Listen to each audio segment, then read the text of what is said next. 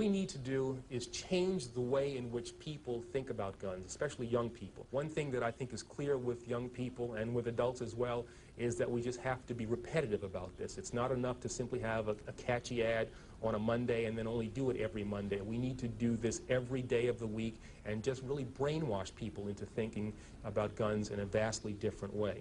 We never denied that right. We don't want to take their guns away. We want them registered.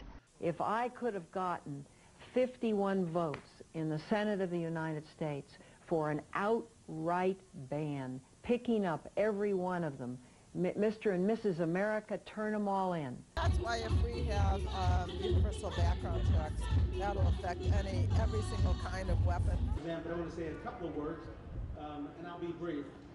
First of all, to the gentleman that's dying for attention, someone needs to inform him that there is no gun ban currently.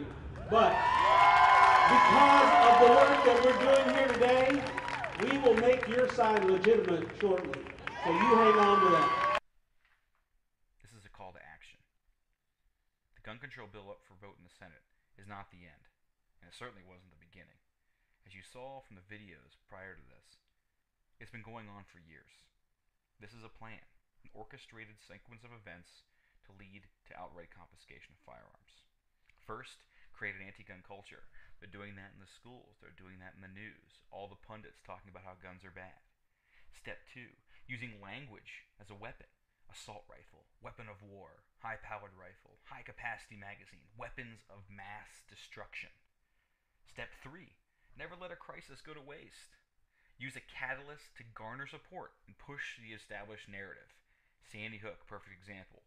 Notice, gun control didn't come up until a bunch of white children were killed up in Connecticut. Democrats never seem to care about the dozens, scores of black children that die in inner cities every day. Step 4, registration.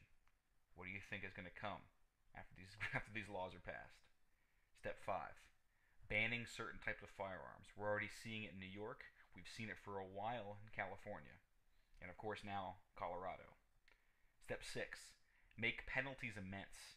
Bear in mind, with all these new laws, even as small as they are, if they're implemented at the federal level, you will be committing a federal crime.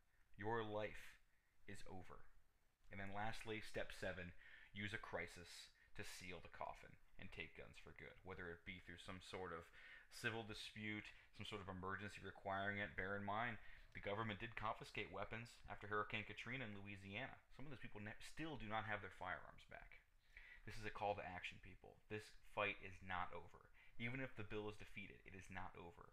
You need to contact your state and your federal representatives, Congress and Senate, write them letters, call their office, and tell them that even though I would never encourage anybody to be a one-issue voter, but this is one case where you might want to tell a little white lie and make that the case. That if they vote for any legislation, no matter how minor, they will not get your vote. And I would go even further. I personally have written letters to state and federal level, as well as to local level, mayor, sheriff, councilman. Let them know your stance. Do not let them get away with this.